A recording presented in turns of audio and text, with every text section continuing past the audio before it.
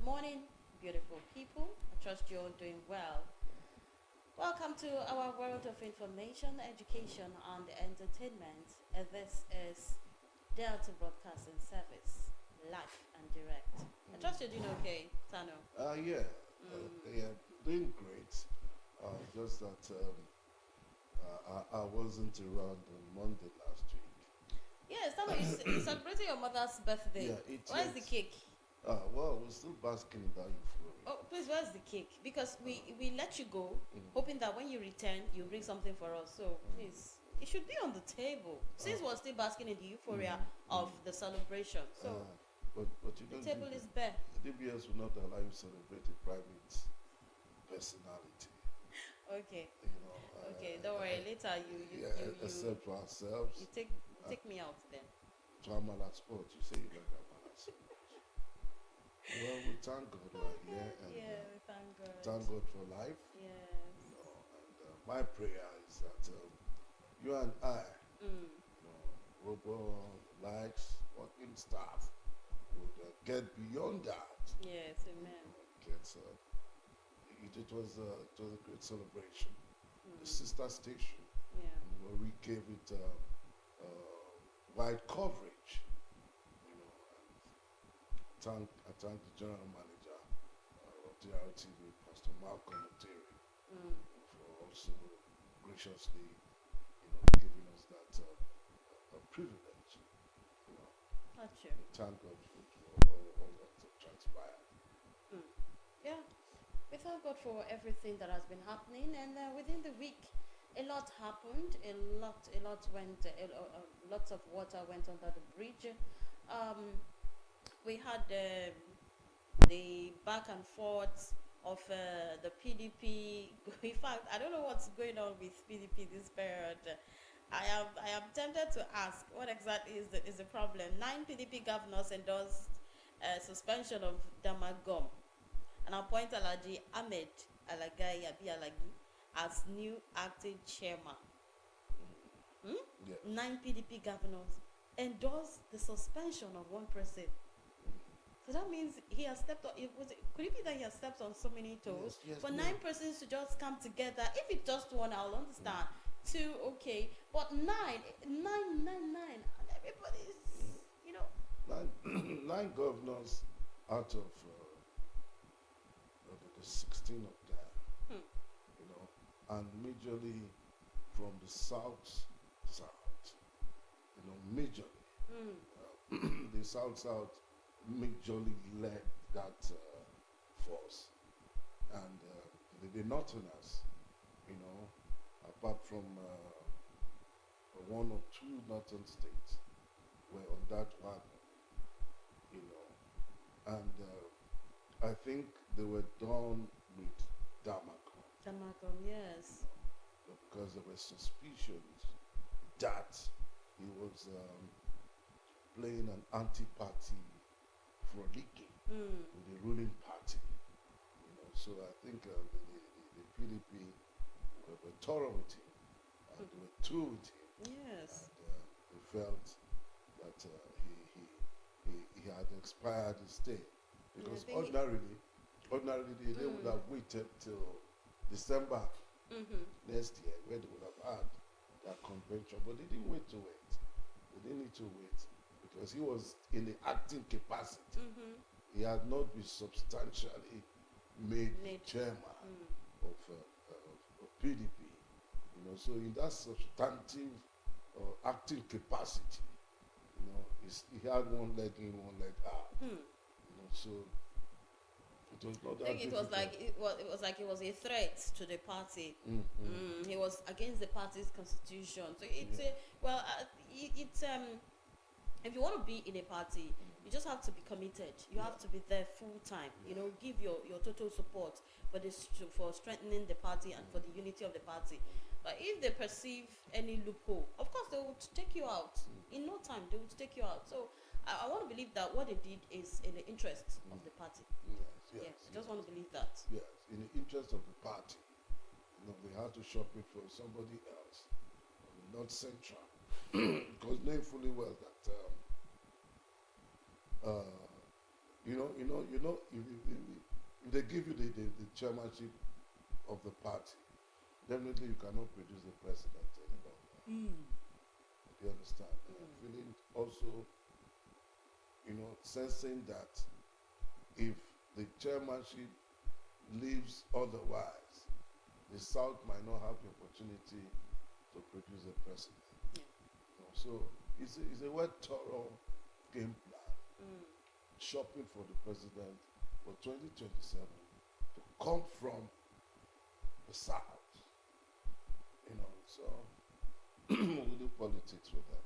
Yeah. Okay, so still on trade issues. We'll do trade issue before we go to a national celebration. I think we just have like 3 that concerns us there. Now, the socio-economic rights and the accountability project, that's Sarah. Yes, has urged the president, Bola Ahmed Tinubu, to direct the Nigerian National Petroleum Company Limited, as the NNPCL, to immediately reverse the second increase in petrol prices in 1 month, pending the hearing and determination of the suit before the Federal High Court, Abuja, challenging the legality of the powers of the NNPCL to increase petrol price. The question is, are they supposed to increase petrol price? Is it in their jurisdiction to increase petrol price? No. And now Serap is asking the president to give NNPCL directive to reverse the increase in petrol price. Yes. It's against, it's not really in the powers of The NNPCL to regulate price. Yes, under, when we're still thinking of the price before now, about, let's say, close to 1,000 naira. Yes. You understand? It topped Then again. less than few weeks. What did you even say? Few weeks, few days, or even hours? It went up again. It went up again to about 1,300. And we don't know the reason. No reason. No reason was actually given for that. No reason. You understand? And trust Nigerians in our character. We're very, very resilient people. Even if we are suffering, we are still smiling. Yes. You understand? We Because don't know how to adjust. Well, I think it's that adjusting that is causing this issue to linger. The problem, we had issues between Dangote and NNPCL. Yeah. It's like they had saboteurs in NNPCL who wanted to truncate the very goodwill of Dangote. Because Dangote has a refinery in Nigeria, which the whole world knows that, okay, at least even if it cannot solve our problems totally, at least to an extent, it can alleviate. So there's supposed to be that symbiotic relationship between NNPCL and Dangote refineries. You understand? Rather than increase. Yes. Increase in just, it's just like you said, less than a few hours. Because just when we're thinking of 1,000 naira, 900, 950, and we saw 1,002. The next thing was 1,002. And some few stations, who are more like Charlotte, just went to 1,300. Even when they still had old stock. When they still had old stock, stored from 9 something to 1,2 to 1,300. These marketers, they are very, very fast to increase price. Now remember that when this fuel subsidy was removed, that's during the president's speech, when he stepped into office, he made the speech today. Just, in fact, midnight, the price of petrol increased. The price of petrol increased, and when you go to buy, they tell you fuel subsidy has been removed. But you have old stocks. These old stocks, you bought them at your normal price. So why increasing? So that's what is happening now. That's right. That's what is happening now. They just increase, and then it affects every other outlets. They increase their prices probably because of rumors or whatever. I don't know, but I think they actually need to, and I like what Serap is doing. Giving the president urging the president to direct the NNPCL to reverse the price in petrol.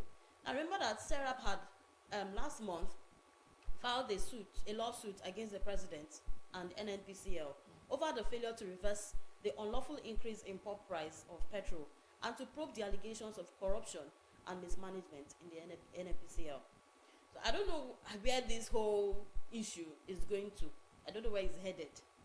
But I just want, I feel that it is for the best. Yes, it's actually for the best. Yes, it is for the best, because we cannot continue to face this economic woes. We cannot continue to be used, to enrich other people's pocket, because I want to believe that it is these marketers that are enriching themselves. They are cashing out. Yes. They are cashing because out. Because they just they don't take the burden at all. If you look at it, they don't take the burden. Yeah. They put the burden on the masses who come to buy from them. Yes, and because you must buy. You must buy, no matter what. You must buy. You have to drive your car. You have to use, you who grinds pepper. Yeah, you have to. You need fuel. Your grinding machine needs fuel. Not kerosene. You understand? You who runs, a small fashion outlet, a printing press, a hairdressing salon, even somebody who sells electronics needs fuel. Because if you go to buy electronics, you need to test it. You need to test. You understand? They will not talk to our common homes. For every 10 homes you count, 9 of them uses generator. They use generator. I can't remember when last I turned on my generator. You know why? I'll give it to the power holding. They have been trying these past few days. In fact, months, I would say. I don't know if it's just my area. I think. No. They have really been trying, I would like to use. Sometimes I turn off my refrigerator because it's overblocked. I can't even bring out anything from it. So I give it to them. I tell you something yesterday. At about 8 p.m., I was sharing with my wife that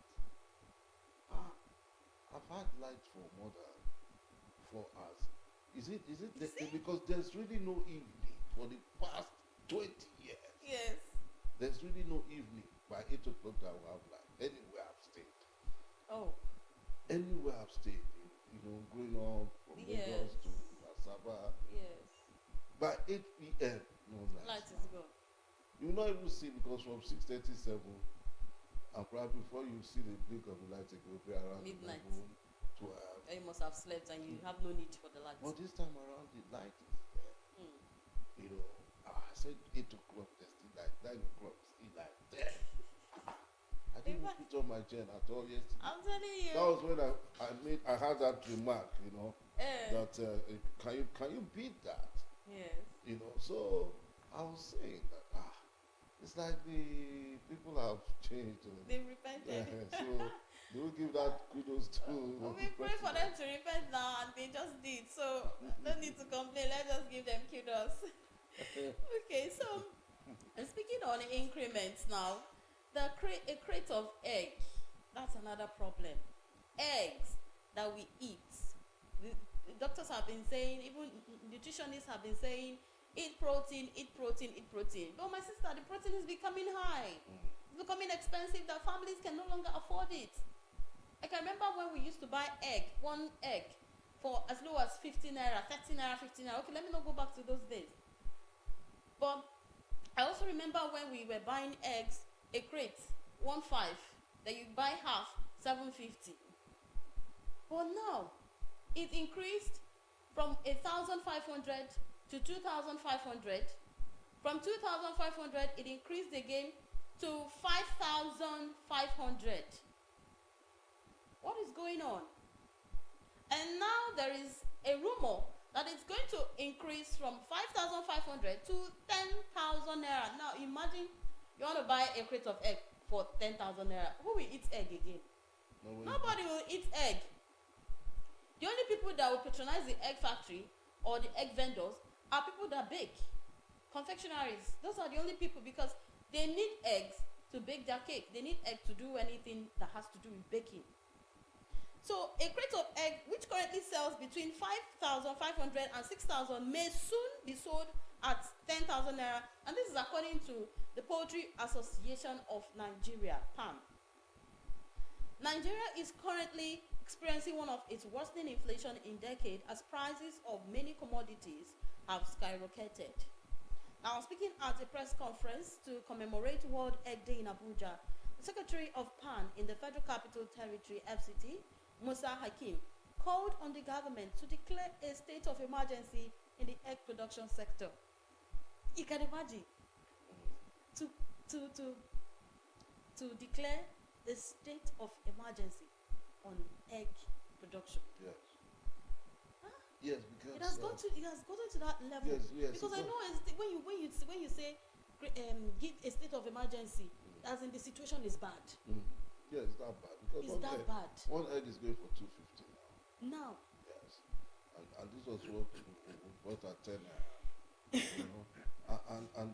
And so in celebrating the World Egg Day, which was on Friday, which was on Friday, you know, it was postulated that no matter your age, take one egg every day.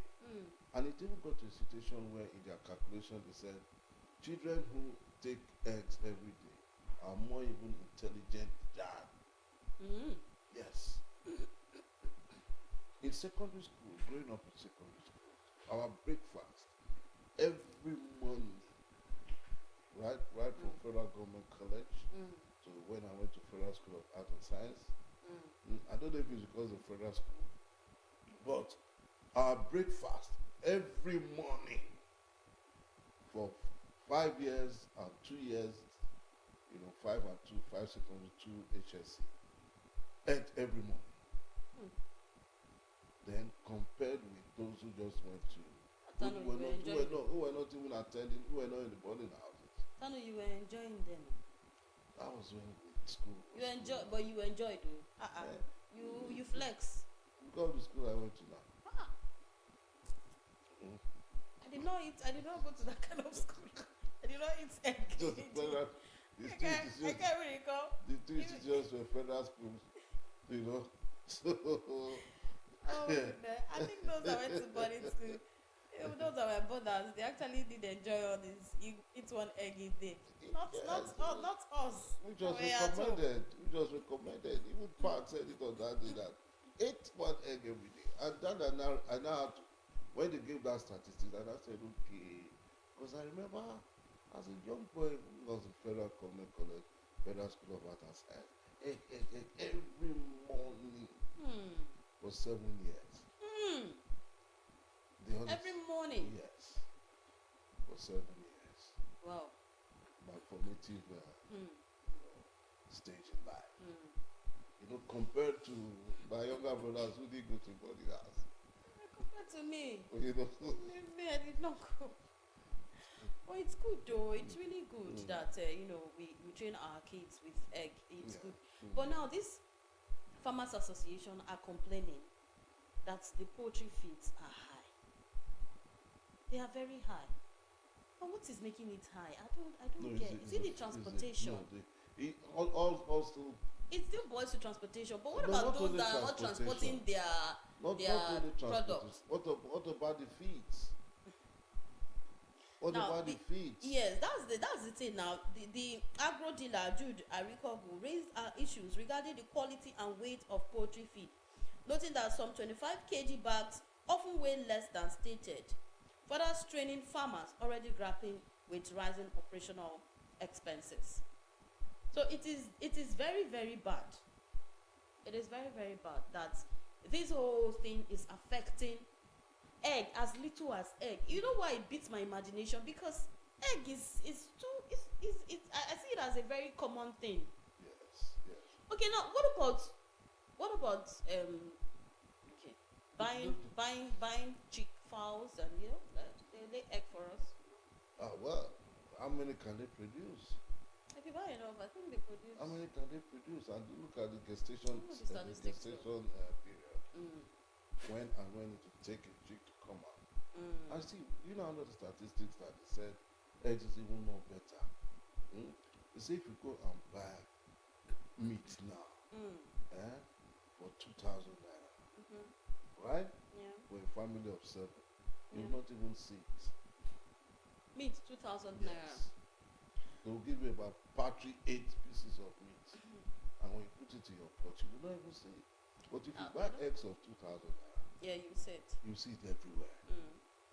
You understand? Yeah. And do you know that 4 people can share one egg Yes. Just cut into 4. into 4 pieces. And everybody will still have yolk inside their egg. And even be happy. That was the type Orobo was eating when she was growing up. I remember she told me then, because they were much in their house, so they had to share the egg into 4. You know, so 4 people for 1 egg, 8 people for 2 eggs. So you can imagine why the egg is that affordable. Very affordable. Unlike the beef. But Tanu, do you know what I do? I don't really go to beef these days. In fact, I think there is a stage in your life that you just hands off red meat.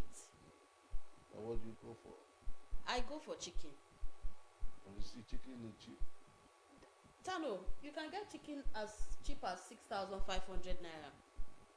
If you're many in your house, just cut it. Tell the butcher to cut it. If you're 10, tell the butcher to cut it into 10. They know how to cut it. Everybody will still get that chicken. Yes, you know what my mother used to do? She would tell you, eat, fill your tummy, leave meat. Whether there's meat or no meat, the most important thing is that you're okay, you're satisfied. So if you see a pinch of meat, my dear, eat it with joy, because the most important thing is your tummy. That's correct. So there's no way.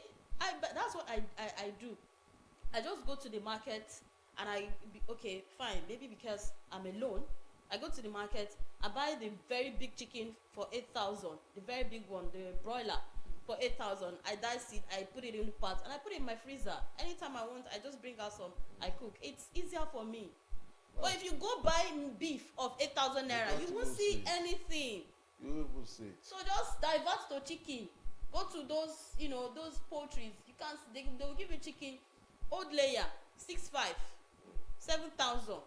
You will see, and it's tasty. It's very sweet, sweeter than beef. Of course. So let's move. A better taste. If cow say we should not eat it, no problem. Chicken said we are here. We will eat fish. it. And fish is expensive. Fish is expensive. Okay, so that's it on trendy issues. Let's look at a national celebration this morning. The 14th day in the month of October, International Day of Respect for Cultural Diversity. International Day of Respect for Cultural Diversity.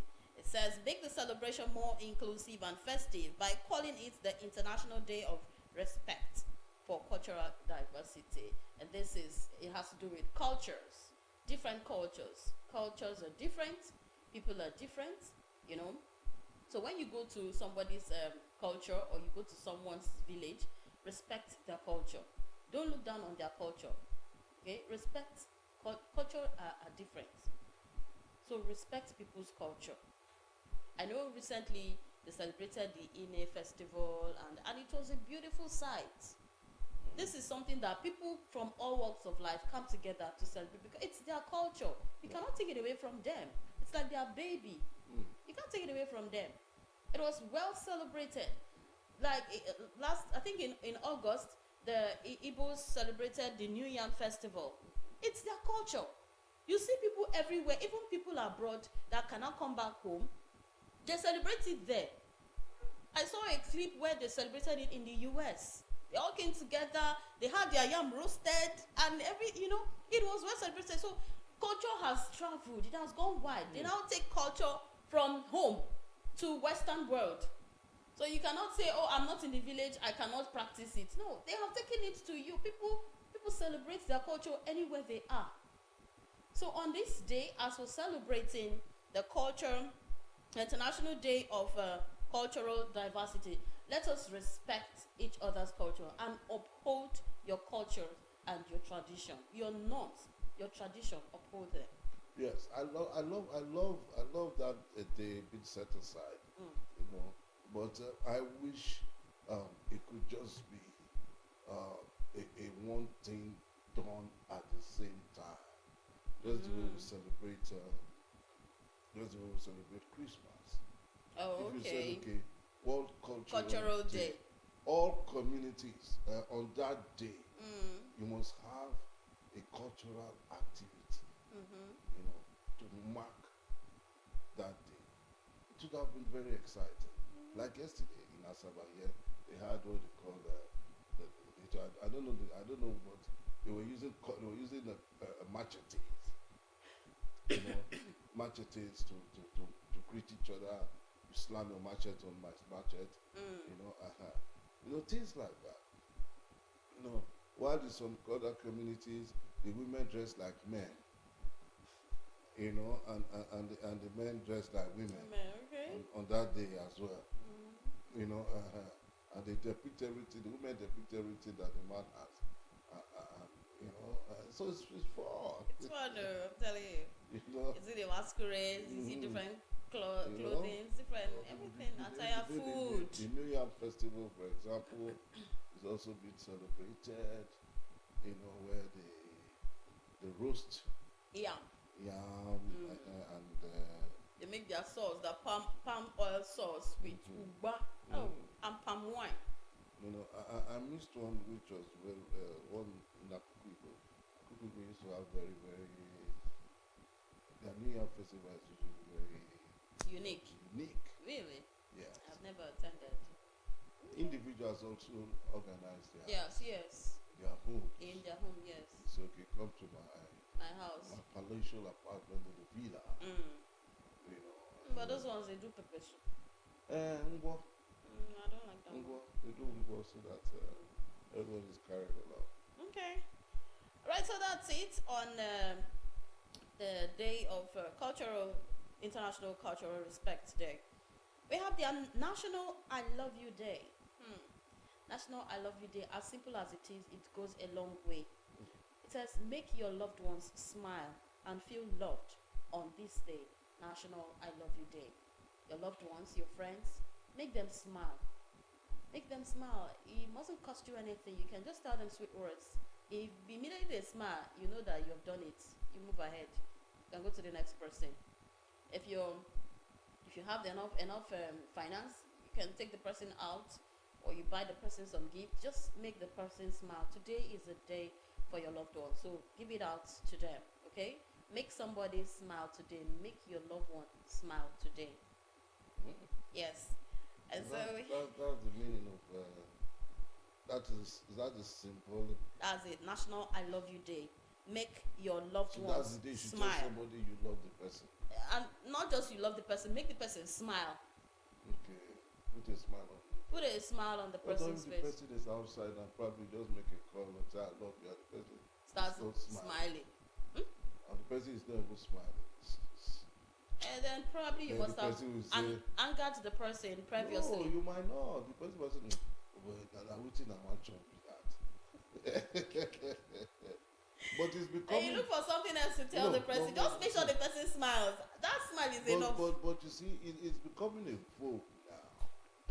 It's becoming a vogue now. I'm sure you must have also noticed it. There's this relationship between two friends, between brothers and sisters, between parents and children. When they put a call across to each other, once they are closing that call, they end it with the "I love you" word. Yeah. It's becoming a vogue now. Yes. You know, especially in the last 4 or 5 years, you know, when you make a call probably to your cousin or cousin puts a call across to you, oh, thank you so much, okay, so we'll see you again, I love you. Yes. You know, it's becoming a vogue, and to me, I think that is bonding, you know, that is bonding, Yes. you know, so it should be celebrated every second per minute, Yeah, it should be celebrated. every second per minute. Those that you don't love, we just cut off.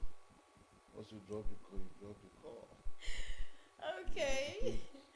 All right, National Kick Butt Day. Is there a bad habit you wanted to kick? Is there a bad habit? Something you're doing that you're not proud of and you want to kick that thing out? Today is the day. Make a decision, a positive decision that will change your life, make you a better person. Are you addicted to anything? Are you addicted to smoke? Are you addicted to alcohol? Are you addicted to any form of immorality or any vices at all? Today is that day to make a decision. It says, kick that bad habit, let it go, sweep it out of your life, and become a better version of yourself.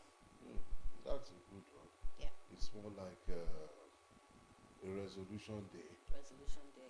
You know, where you say, okay, it's a no-no. Repentance day. Yeah, it's a no-no to this attitude. Yeah.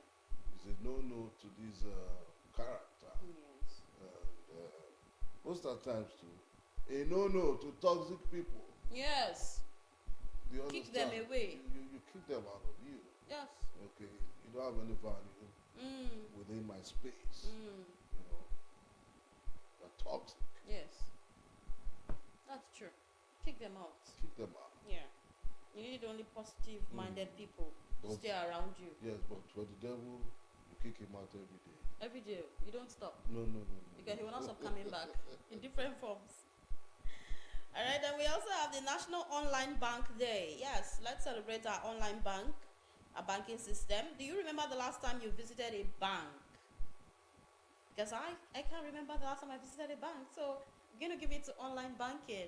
I just stay in the confine of my home and I do my transaction and I'm okay. I don't pay transport to the bank. I don't do anything. I don't stress myself. I don't go. Remember those days when there was no online banking? You go to the bank as early as 6 or 7 And you have a to go tally. sit and you have a tally. Tally number. Yes. And when the security man comes out and say, who came first with that card? You know who? Yes, you just on the queue. Sometimes they during COVID-19 they let you go in like bit by bit, like 3 persons. You know that was during COVID-19. But then I remember that when I want to go to the bank, I wake up very early, take my bath, and I rush to the bank. As early as 6:30, I am seated outside. Because if you stay as late as 8 o'clock, you will not even get money till like about 4. And you know the crowds that come to the bank. The worst days to go to the bank then was on Fridays. On Fridays, everybody wants to go to the bank. Yeah, because it's weekend. Because it's weekend, because they will not get money till Monday, so everybody wants to withdraw, you know. And at the point, they will tell you can't withdraw more than this amount. Yes. But we still have Then that. gradually, We still have that. We still have that in place. really Yeah, now. if you go, yes. If you go Okay. to some bank, now they tell you can't take beyond, but you could do your Transfers, okay. to your tons of millions. But at least On the it's spot. yeah, but on the spot at least it should be like 100 and something thousand. Yeah. 150. Sometimes then on Fridays, because of the crowd, they will tell you can't take more than 20,000. So what we do, when we collect the 10,000, you go meet somebody else that has money. Please collect for me when they open night. That's just it. But today we have online banking. You can stay anywhere and do your transaction.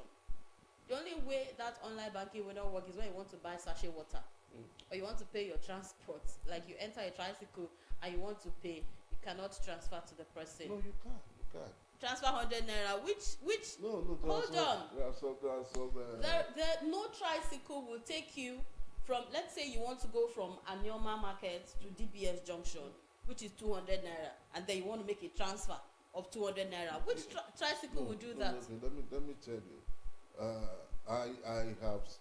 I've met a few circumstances like that. You understand? By drop. Take a drop. That's a drop now. It's a Sandro. tricycle. I'm not talking about a drop. It's tricycle. Drop now. That one. It's for big men like you. I'm not talking about drop. I'm talking about along. You know the one they call along, where you headed. You have like 3 or 4 persons in the tricycle. Then you join. That's what I'm talking about. You cannot drop and then say, "Give me your account detail." What the tricycle man will do to you that day? You even the words he will tell you, you won't try that next time. So you must always have cash to pay your fares. The most tricycle person you run into is an Osama. So you have to be prepared. So today, as we celebrate online banking, let us just let's enjoy it. Yes, let's enjoy it. Why hoping that they will improve their services? Yeah. Because the online banking, as good as it is, also has its demerits. Yes. You understand? Yes. If you cases where you go to the mall to pick a few things, and they tell you there's no network. You understand? It becomes once of people go to pick groceries like fish, chicken, and they diced it, and you get to the pay point and say there's no network, and they can't return it back. They can't. You know, You get stuck. It's It's all right. So let's go on a very quick break. When we return to the time for our next spot, please stay with us.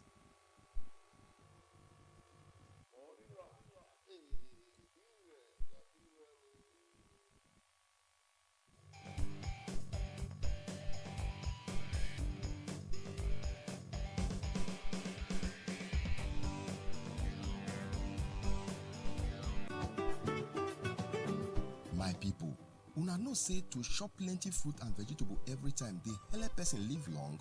You no go fit see anything when they give good nutrition when boku pass fruit and vegetable.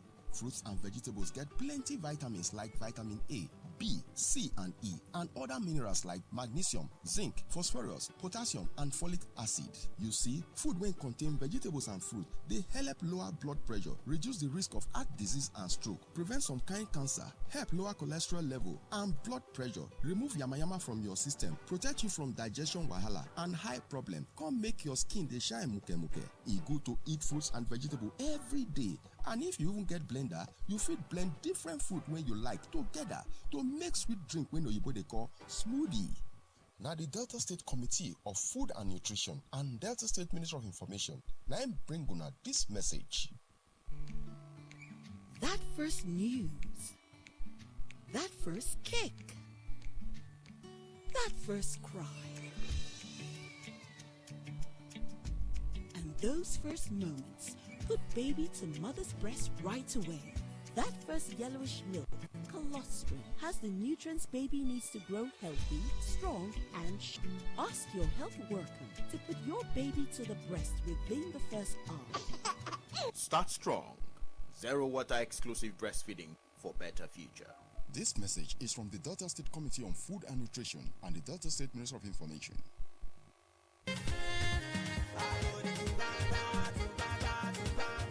It's hot. It's something new. It's Event 360. Are you a minister of the gospel, a co-proprietor, a producer, corporate body, a financial institution, small and medium enterprise, NGO, or are you interested in owning a business of your own and running it successfully? Then join us on Event 360 every Sunday at 7 p.m. on Delta Television, channels 25, 41, and Star Times on channel 115.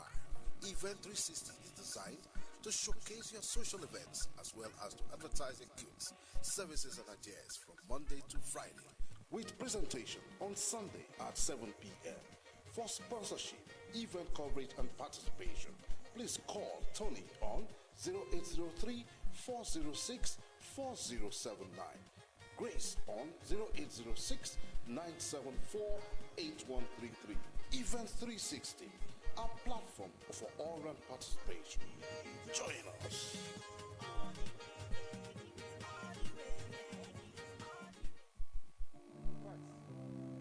Efe, you see, maintaining peace and security in Delta State remains a priority for the Governor Sheriff Oberewori-led administration. It's clear for everyone to see that the Governor Sheriff-led administration is focused on promoting the well-being of all Deltans. Did you know that the Delta State Contributory Health Insurance Scheme currently caters to over 1,995,816 enrollees? My God, no wonder Dr. Ifeanyi Oswaza is said that Governor Sheriff is staying committed to delivering the more agenda to Deltans. Yes, you can say that again. Are you aware that Governor Sheriff Oberewori's administration has also taken significant steps to ease land acquisition as a strategy to mitigate Nigerians' housing deficits? Governor Sheriff, very impressive.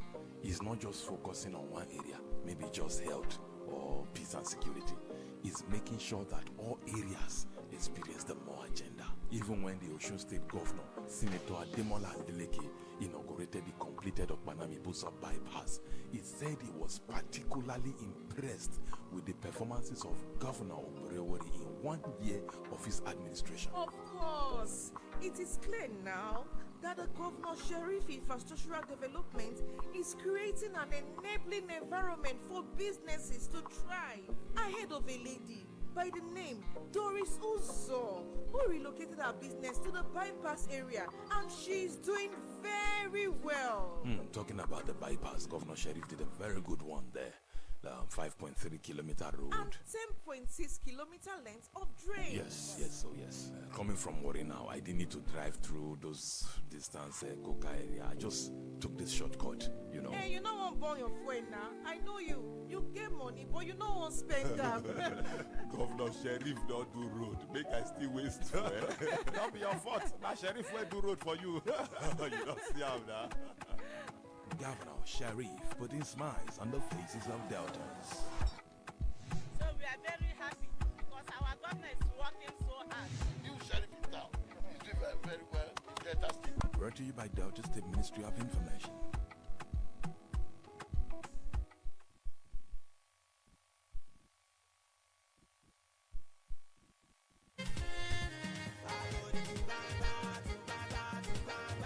It's hot. It's something new. It's Event 360. Are you a minister of the gospel, a co-proprietor, a producer, corporate body, a financial institution, small and medium enterprise, NGO, or are you interested in owning a business of your own and running it successfully? Then join us on Event 360 every Sunday at 7 p.m. on Delta Television, channels 25, 41, and Star Times on channel 115. Event 360 is designed to showcase your social events as well as to advertise your goods, services, and ideas from Monday to Friday, with presentation on Sunday at 7 p.m. For sponsorship, event coverage, and participation, please call Tony on 0803 406 4079. Grace on 0806 974 8133. Event 360, a platform for all-round participation. Join us.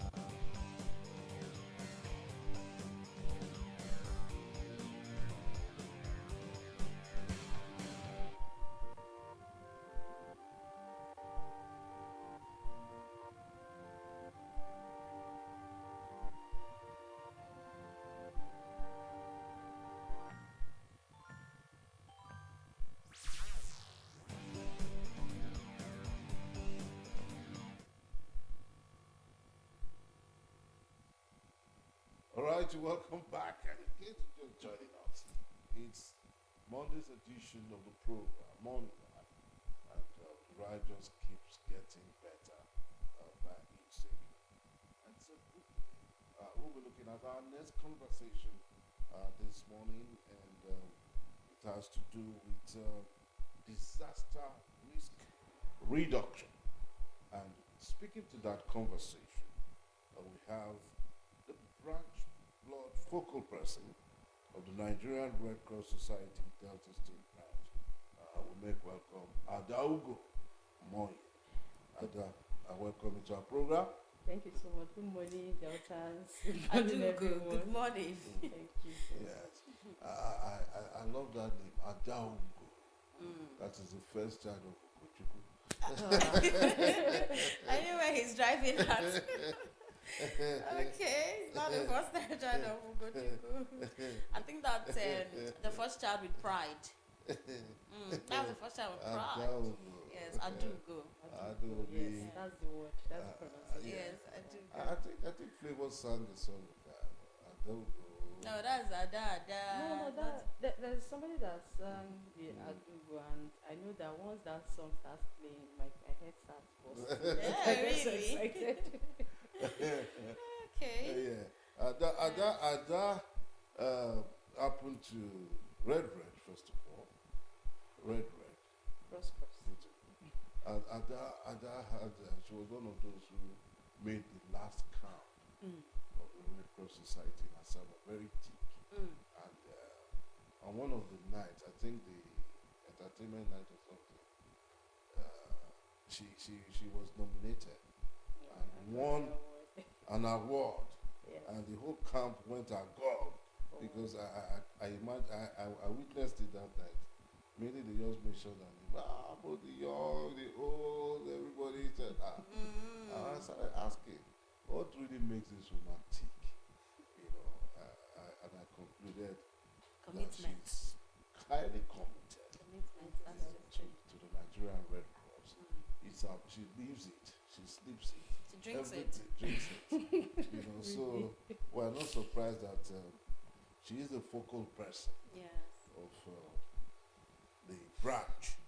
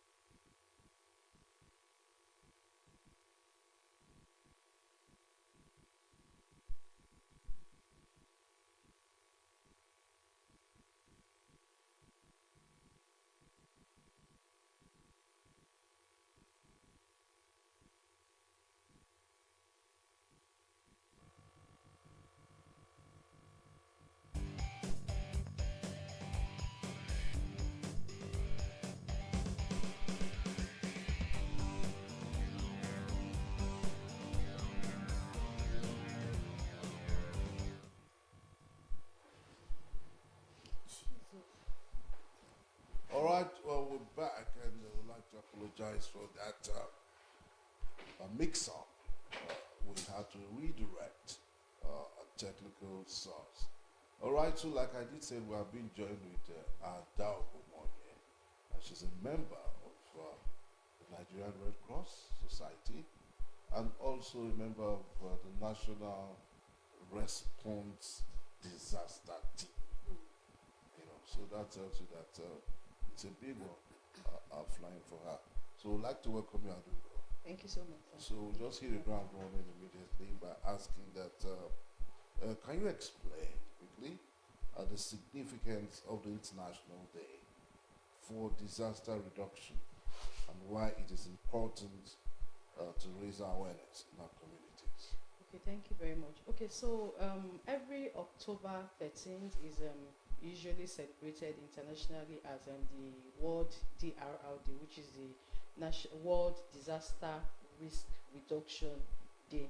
So it's actually a day set aside to create awareness about disasters, also how prepared are we, preparedness, mitigation, and also how to respond to disasters. So that particular day, October 13th, is to celebrate disaster managers and also create awareness to the communities, to the general public about disaster risk reduction. Okay.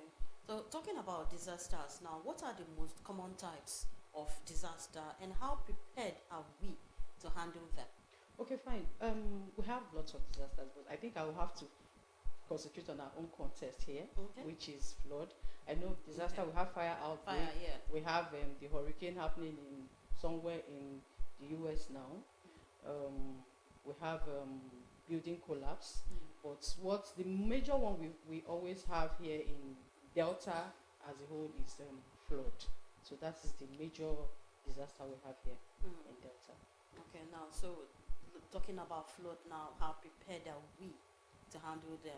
I know NIMET has been singing the song and calling on people to be on the lookout, to move from prone area, but how ready are we to handle this? Okay, fine. For months now, in the Red Cross, we've been doing a program. We call it EVCA, Enhanced Vulnerability and Capacity Assessment Program, which is knowing communities their vulnerability and knowing the capacity they have to be able to some extent mitigate the outcome of the disaster. So what we do is we try to tell them about what we call community early warning system, for them to develop their own community early warning system. Now these communities, they already have their local way of knowing that there's a disaster or there's a flood coming. So what we are trying to do is tell them to take it serious. Let me give you an example. In Delta here, some of the communities will say one of the ways they notice that flood is coming is they start seeing some kind of grass, a type of grass on top of the river. The water, okay. Yes, that once the grass start coming, they know that the water level is increasing. And some of them also, there are some kind of birds they see. Once they see those kind of birds in the environment, they know that the flood is coming. And some also will tell you when the color of the water starts changing, becoming brownish, they know that the water level is rising. Then some will also tell you that when they see some kind of animal coming into their community, and they know that these animals don't just come out of their where they stay, that they only come out probably when there's a disturbance in where they are staying. So obviously the water is increasing, which the place is now uncomfortable for those kind of animals, and they start coming out to where people stay. So those are like some of the signs that they use. Then for the Red Cross, we also try to like teach them, okay, one of the things you have to put in place is you can use what we call let me use the local word, like a stick that you map out lines and everything. So by the time you put it somewhere around your river area, you always look at the measurements. There's a certain level. Yes, you either use colors or you use anything will be very, very simple for the community members to understand. So we prefer using colors. We use green, red, yellow. So we have the red line. Once it gets to that red line, just know that this is the danger point. There's a way place the water level will get to, they know that they have to prepare evacuation immediately. And once it gets to that red line, that's the peak. Everybody has to leave the community. You talked about, there were two things that you talked about, as signals of signs.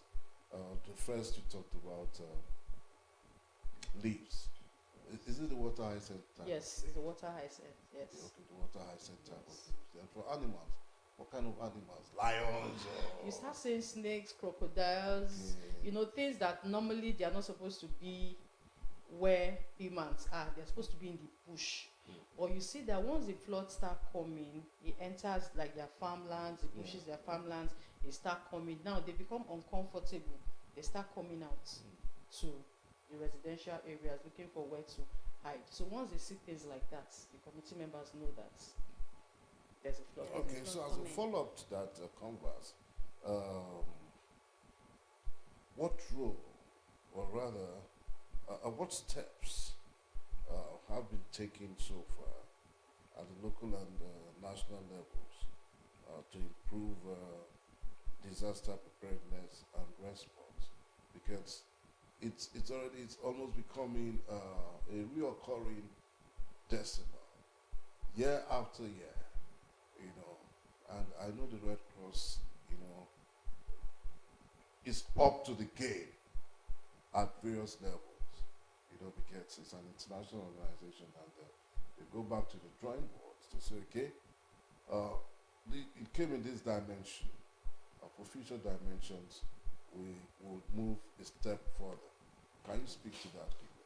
Okay, so one of the things the Red Cross, like I mentioned earlier, I mentioned EVCA, which is Enhanced Vulnerability and Capacity Assessment. Now, what we do in that is we have what we call the CRC's, Community Resilience Committee, in any community. So what we do is we train those sets of persons, ask them to bring young men, able-bodied young men, that they know that once there's a disaster, they can respond immediately, because they are the first responders. Before they get to the Red Cross, something has to start. Yeah. You understand? So what we do is we train them on search and rescue.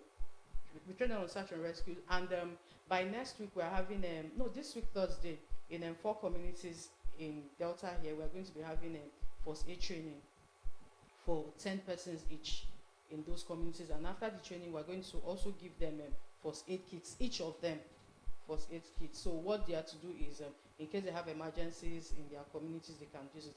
Now for the flood, training those CRCs on search and rescue is for them to, in case there's a flood, they can be able to rescue the old, the vulnerable, those people that are sick, the aged. They can bring them out from the place. And also we also teach them, like I mentioned, the community early warning signs, things that they need to know. And it's not just them. We also teach them to like go around the community, and we have Red Cross volunteers who go do like a door-to-door sensitization on how to rescue themselves, and also on community early warning. That these are the things you see. Okay, even if you see this kind of thing, this is what you should do. This is what you should do. Then we give out our toll-free lines too, that they can call in case they cannot handle the situation. And also we have stakeholders too, who always who we work with, like SEMA, the State Emergency Management Agency, and I would say a very big kudos to them. Their director, Mr. Caro Bemeso, like he's been very awesome, and like once we call SEMA for response, immediately they start work with us immediately. So we don't just do it alone. We partner with government agencies and stakeholders. So have there been any challenges so far? Yes, we have quite a lot of challenges. You know, the Red Cross being a humanitarian organization, like when things like this happen, we don't have our own money. We have to source for donors who will come and everything. So many times when we have assessments to do, like last week, I know we went for assessments in 2 communities, and there are some areas we couldn't even reach there because of boats. Like we have to rent a boat, and we all know what we are facing with T-Pain right now. So, and things are so high, and those boats, you have to fuel them. You understand? So, and we have issues of funds for renting. But if it's the life jackets and everything, we have those things. We have our safety boots and everything. But how do we get into all those places? So we need assistance when it comes to that part. You know, the Red Cross, we can get to any hole that anybody doesn't want to get to. We'll get there. But all we need is logistics to get that to that. So that's like the major challenges we've been having. And as of yesterday, I got a call in a community that's power line, that they woke up and there was flood everywhere. That even that's the place we went to last week. That's yesterday they all come out of their place and they are in the primary school around there. So now, what can we do? Because for them coming out from there, obviously, and you know that once this flood starts, it actually starts from the farmland. So just know that some of their crops would have been damaged. But one of the things we always do too is to encourage them to do early harvesting, so that they can salvage whatever it is they can. Although most of those crops might not have reached their maturity stage, but they just have to bring them out. It's better to reduce the loss than losing everything entirely. So we know that those people that have come out now, that in those schools, they will need food, they will need clothes. You understand? And if it continues like this, that school will also get flooded, and they won't have a choice than to come out, which is where the government now will like maybe establish a camp where they will stay. Because in a lot of ways, it's going to disrupt academics sessions and all of that. Yeah. And also the farmers too, who we know they might all be predominantly of farmers.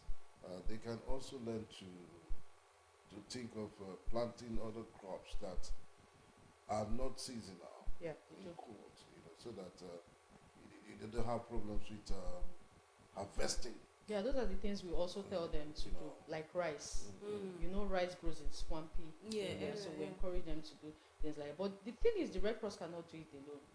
Yeah. That's true. The Red Cross cannot do it alone. So the government, I know they try to some extent. Yes. So I think this is an opportunity to call on good-spirited individuals, corporate organizations, banks. They fall under the corporate organizations. Individuals to support. So can you use this in just 1 minute to do that? Okay. I would like to appeal to well-meaning Nigerians, well-meaning Deltans, the government, to please look at the plight of these people, because the thing is, they don't imagine like now in Nigeria I don't think we have the average again. You are either rich or poor. That's just there is a poorer poor. Exactly. I came back from Maiduguri recently, and I know what the flood has done to them. Oh, no. So, and why is it like that? Because they've never experienced it. I think the first time they experienced it was like 30 years ago, before that one happened. So imagine, so to them something like that doesn't happen. So they don't even have any mitigation plan. Okay. So imagine the damage it did. In fact, it was crazy. Sorry for using that word. So in Delta, yes, we've been seeing it from year to year, but we discovered that it's always the same thing. So if the government can come in, you understand, do like a shelter, not just using IDP camps for camp every day, because whether you like it or not, it's disrupting the children's academics. Yes. So if they can build like a permanent home or IDP camp, I know that community members cannot leave their community. That's very impossible. That's their home. That's their ancestral home. So they will always want to come back there. So telling them to vacate that place entirely, I don't think that's going to work. So if they can build like a permanent IDP camp, where once things like this happen, they bring them out. They stay there. At the end of the day, they go back. This will reduce. This will reduce, the problem you always have with schools, and by the time students go back, everywhere is spoiled, their classrooms, they have to keep on rebuilding, spending monies and everything. But if they do that, and also if they can have like a registration for all IDPs, it's not every year fresh registration, fresh data. Instead, what they should be doing is filtering the data of probably people that have moved on, that are no longer there and everything. I think that's really. All right. So as a follow-up to this, how can communities now, especially in rural areas, be better informed and prepared to face disasters? Okay. So for me, they should be doing drills and simulation. What do I mean? I mean that yes, we trained, or we are training CRCs, community resilience team, and we try to like do like a live scenario of, okay, in case flood is happening and you need to rescue, how do you do it? Practice. They say practice makes perfect. Yeah. Exactly. So we keep on teaching them, and also emphasize on the community early warning system. Like, we need to invest on community early warning. Of course, we have climate change. There's nothing you can do. And also, some of our habits too, like drainage.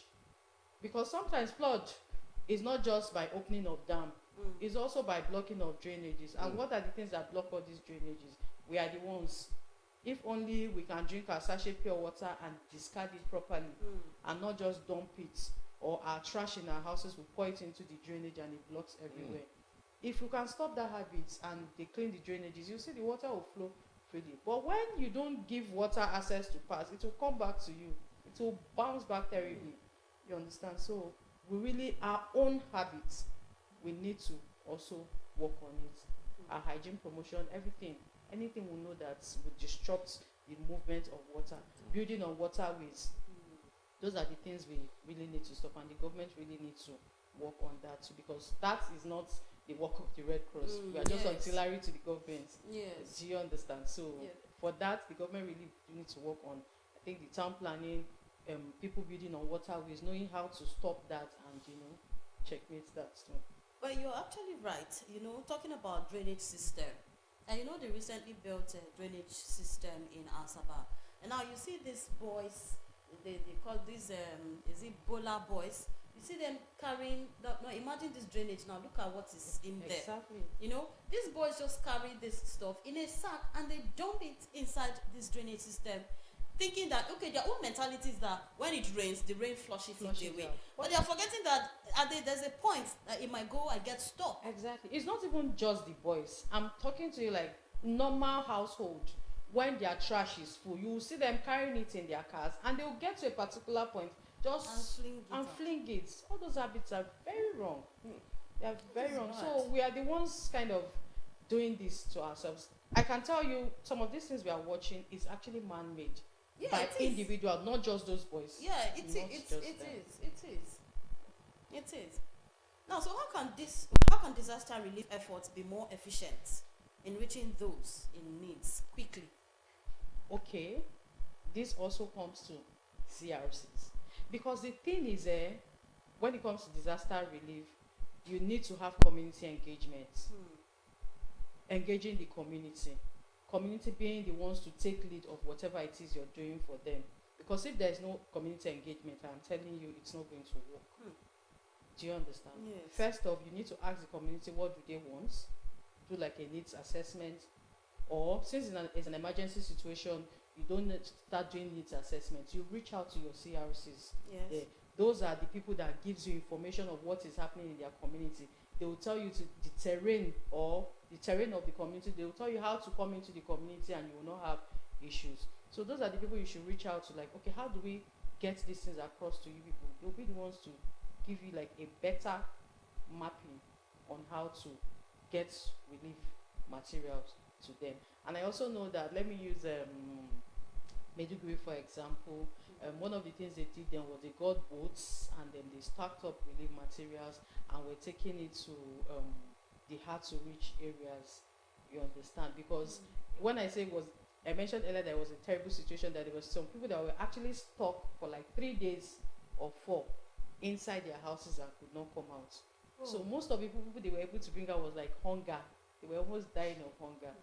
Do you understand? So that's why we need those community resilience committee, the young men in the community who knows all the nooks and crannies of the community. Yes. So those are the people that will know, this person lives in this place, or this person is sick, we need to go and rescue this person.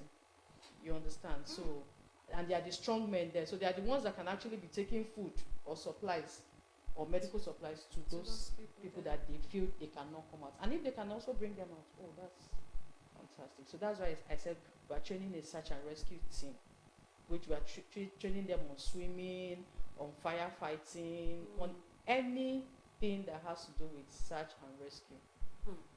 But it actually beats my imagination how someone can be in a building and you see that the water level is increasing. At that point where you can actually dip your feet, you can't just run out.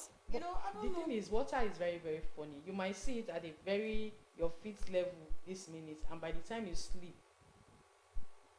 And that was what happened in Borno State. Okay, at night. They woke up in the morning. One of our volunteers that was affected said he just got a call, and his phone just put it. The brother was like, are you not awake? Are you not seeing what is happening? Wake up, you understand? He just woke up and saw that the water had already reached his bed. So imagine if he was still sleeping. He will be wondering if he peed on his body.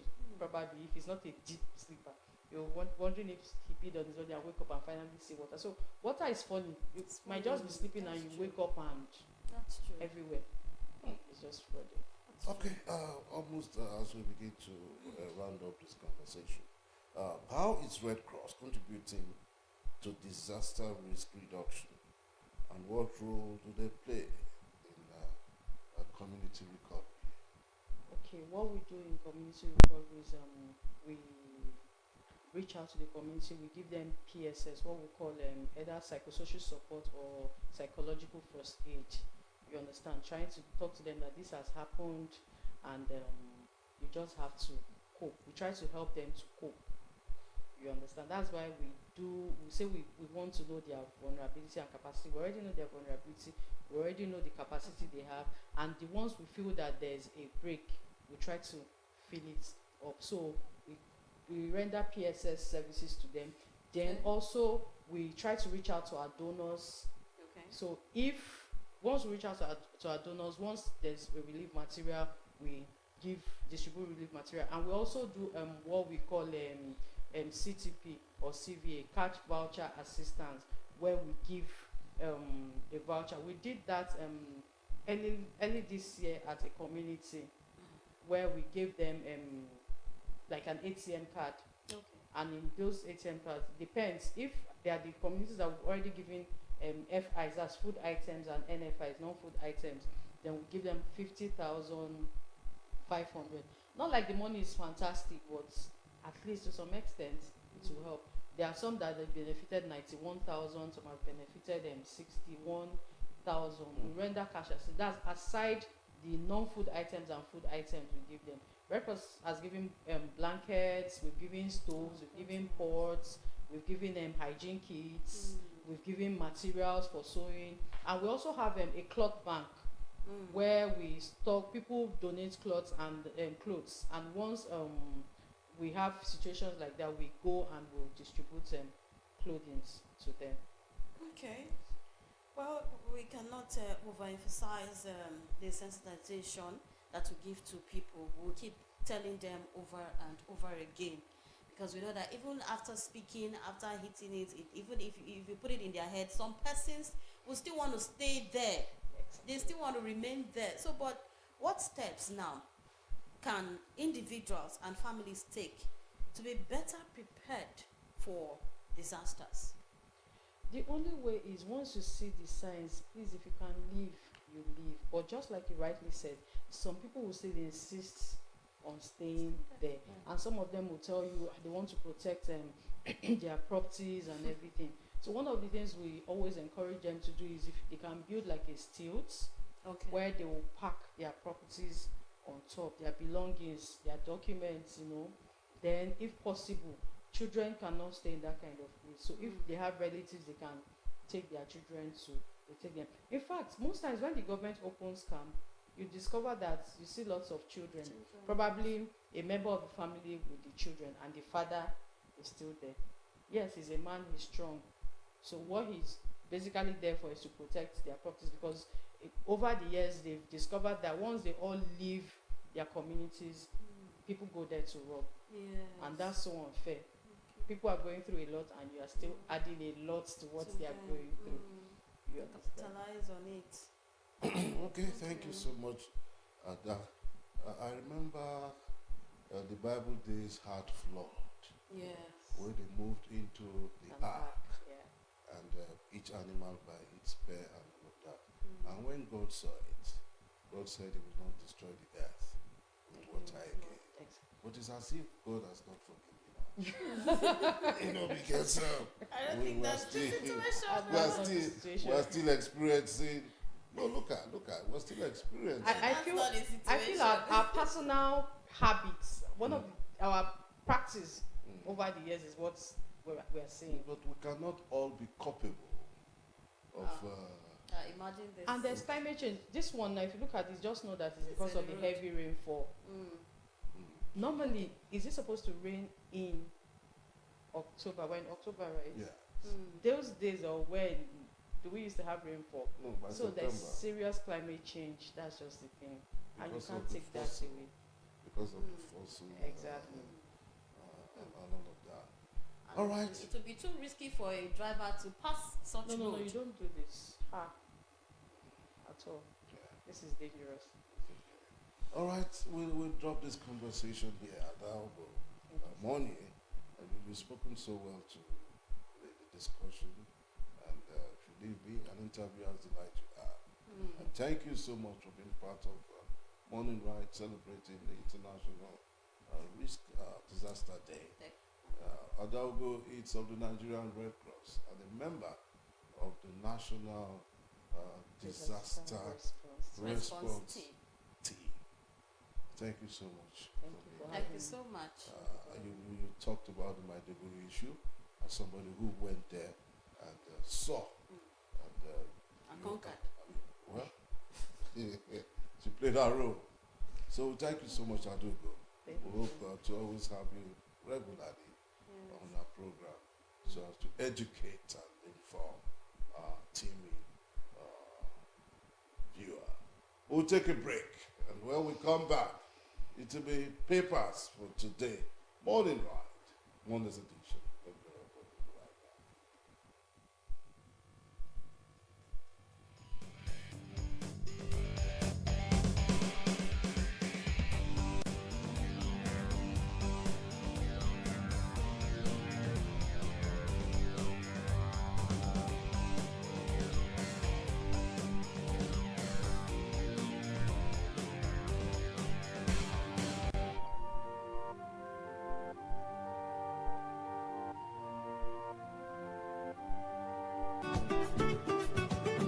My people, una know say to chop plenty fruit and vegetable every time dey help person live long.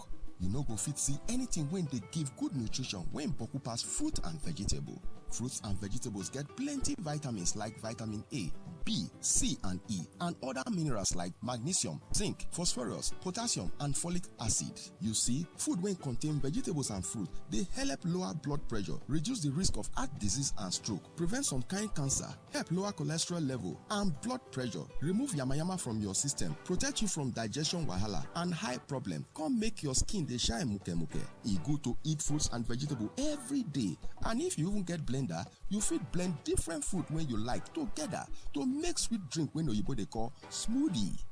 Now the Delta State Committee of Food and Nutrition and Delta State Ministry of Information now bring una this message.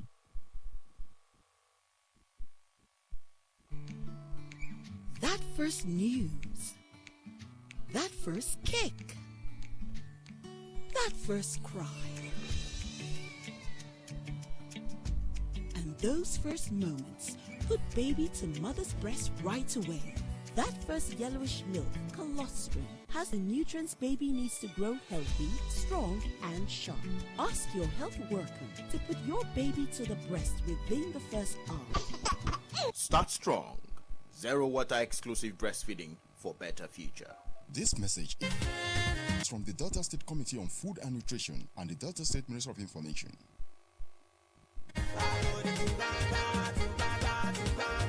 It's hot. It's something new. It's Event 360. Are you a minister of the gospel, a co-proprietor, a producer, corporate body, a financial institution, small and medium enterprise, NGO, or are you interested in owning a business of your own and running it successfully? Then join us on Event 360 every Sunday at 7 p.m. on Delta Television, channels 25, 41, and Start Times on channel 115. Event 360 is designed to showcase your social events as well as to advertise your goods, services, and ideas from Monday to Friday, with presentation on Sunday at 7 p.m. For sponsorship, event coverage, and participation, please call Tony on 0803 406 4079. Grace on 0806 974 8133. Event 360, a platform for all-round participation. Join us.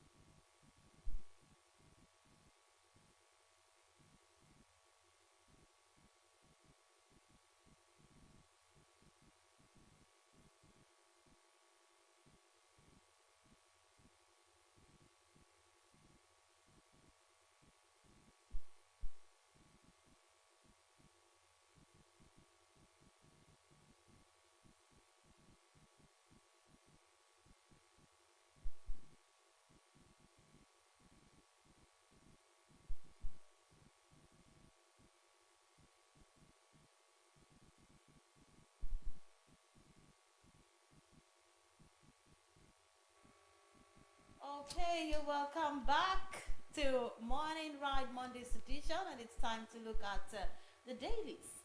Let us see the stories that are making the headlines. Okay, we'll start this way. The Pointer newspaper, State of the Nation, no alternative to PDP. That statement is credited to the Deputy Governor and Acting Governor, Sir Monday Oyeme. It says all PDP-controlled states are doing well. All right, and more agenda, DTSG wants contractors against sabotage. All right, that's it. Okay, that's it for the Pointer newspaper. Moving forward to the Guardian newspaper, our next paper for review. Uncertainty over minimum wage execution as state governors falter. And that's on page 6. We also have the PDP crisis deepens. Mohammed takes charge, demands swift action. And on vacation, return home. Citizens confused about your policies. CSOs urge Tinubu. The details on page 3. On page 5, IMF slashes borrowing cost by 36%, lowers country's exposure by $1.2 billion yearly. Importers decry 25 million naira clearance for 40 feet container. And that's on page 3. That's actually really high. Reverse petrol price, pending court's verdict. Sarah tells Tinubu. Details on page 5 on the Guardian newspaper. Okay. Our next paper for review this morning, it's the New Telegraph. All right, the New Telegraph has it this way. Simply put, we'll take majorly the headlines now. Confucian as 9 PDP governors reportedly endows Damagorn's suspension. Yes, that's a training issue. And underneath the photo speak there, Edogiba, AP candidate petitions tribunal over Okpebolo's victory. All right, and air security chiefs visit Italy for acquisition of 34 fighter jets and helicopters.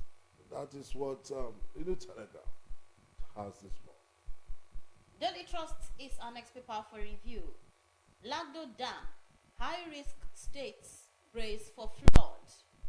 The writer says, NIMET predicts thunderstorms, moderate rains in Taraba, Borno, and others. Government asks residents to relocate, set up IDP camps. And that's on page 4. Ipman hopes for lower price as talks with Dangote begin. PDP governors meet over party's crisis today. Amidst 27 million housing deficit, many estates unoccupied in Abuja. Severe malnutrition rises by 51% in North. Truck crushes couple, one other to death in Ogun State. Fulani known for peace, not violence. That story is credited to Emir of Zazu. Nigeria not on ballot for UN Human Rights Council poll. And this is according to the presidency. And that's all on the Daily Trust.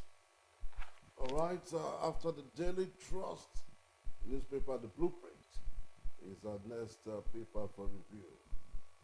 The Blueprint has, this time around is a major headline on the Blueprint. 34 new fighter jets to combat terrorism expected by 2025. Okay, that's the Nigeria Air Force giving us that brief now. Reverse latest petrol price hike. Serap tells President Tinubu, Nigeria not snubbed at UN Council elections. but we only had 3 votes. You know, I don't know how else to interpret that. Okay. Okay. Alright, our next paper for review is the Matrix newspaper. The Matrix newspaper has a PDP internal crisis. Fayose opens up. The writer says, party suffering from election loss hangout. Denny, denies interest in running for chairmanship of party. Also have factional chairman talks tough. Says he was appointed to rekindle hope in party. You can get the details on page 2. Yoruba Nation, Sunday Igboho submits petition to UK Prime Minister. That's on page 20. We also have Techno Oil's induction into BOI Hall of Fame. Morale booster. Tax on dead. People can no longer rest in peace. And this is credited to Shehu Sani. That's true. Tax on death. You know, when someone dies before the burial, they ask you to pay this. The person was owing this and that. And that's really high. Yeah, but it happens in communities too. Yes, it does. You know, before you bring the dead person into a community, say, has he paid? Yeah, he has to pay before you're allowed the person to be buried. So yes, that's really high tax. According to Fela, it says, double wahala for the owner. All right, so another screaming story on the Matrix. We have Oyedele denies proposing reduction of FG's share in FAC allocation. All right, so that's it on the Matrix paper. Right, and we're done with the Matrix. The Vanguard newspaper is our next paper this morning. It has petrol crisis. Federal government resolves NNPCL marketers dispute. That is the screaming headline. And above the masthead, Edo government writes Okewolo, APC, on formation of transition team. Oluvori urges Africans to break free from mental limitations. And below that, we have the Methodist Church 40th anniversary. That's a photo speak there. And below the photo speak, price of bread rising faster than inflation rate. Okay? DSS releases 2 bad governors protesters in Kaduna State. In the National Assembly, considering raising VAT to 10% by 2025 from 7.5%. Okay, let's see how all of that works out. Okay, this day newspaper is our next paper for review. Lokobiri, FD targets 40,000 BPD from NNPCL, WAEP, and Century FPSO JV in Lagos. Rada says facility critical to Nigerians' efforts to ramp up oil output. Keep faith with Tinubu. Tuga appeals to Nigerians. Right? Mohammed accepts to replace Damagum as crisis deepens. Ryder says pledges to abide by party's constitution, instructs North Central to forward names of choice candidates for chairmanship. We also have Red Cross NCDC intensifies efforts at tackling Mpox outbreak. And that's it on this day newspaper. All right, we're done with this day, the last paper. Okay, the Punch. It's the next paper for review this morning. And the Punch has, simply put, federal government may ground 60 private jets today. That's under import duty. Federal government may ground 60 private jets today. Top bank chairman, business moguls affected. NAMA gets list of affected planes. Let's see how all of that works out. Federal government, Italy finalized talks on 34 new fighter jets. That's for the Nigerian Air Force. And the bottom strip there, Obaseki's, Okpebolo's transition panels discuss handover today. Obaseki, Okpebolo's transition panels discuss today. NDLEA, NAPS Thailand returning with 3 billion naira drugs. Cooking gas price jumps to 1.5 kg. That is 1,500 kg per kg. 1,500 naira per kg. That's for cooking gas. That's high. It keeps going up. It keeps going up. Today is 1.3, tomorrow is 1.2, and by this morning it's 1.5. I just hope that things definitely will get better in this country. Yeah. All right.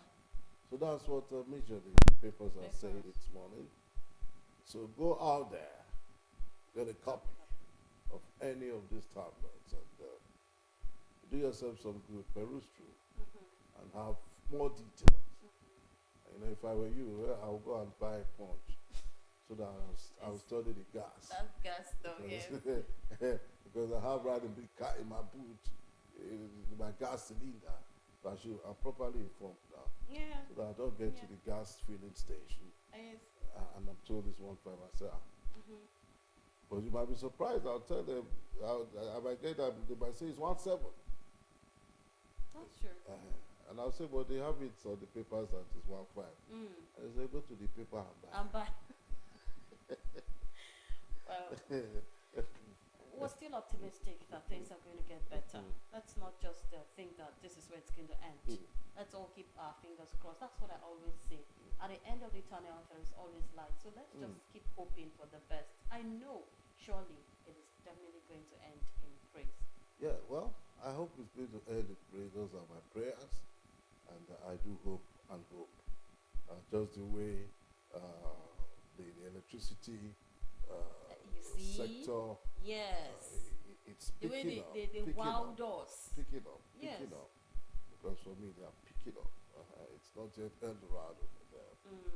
But at least we'll still give it to them. Well, so let's hope that kudos, every other sector, still give it to them. every other sector, you know, falls into where they're supposed to be, so that it will be uhuru for everybody. Yeah. It has to be uhuru. Yeah. Okay. All right. I think this is where we'll wrap it up. Of course. So we'll drop the right. Yeah. So from Lilibet Ugochukwu, all I'll keep saying is, if you see something, say something. And please, for those living in riverine areas that are prone to flood, this is the set time for you to move out of that place. Keep your family safe. Keep your family and yourself safe. Stay out of trouble. God bless you. Have a beautiful day. All right, I'll drop it on the Watson Bible. It says, when the power of love overcomes the love of power, the world will know peace. My name is Onometano. God bless Delta State. God bless Nigeria. I'm out.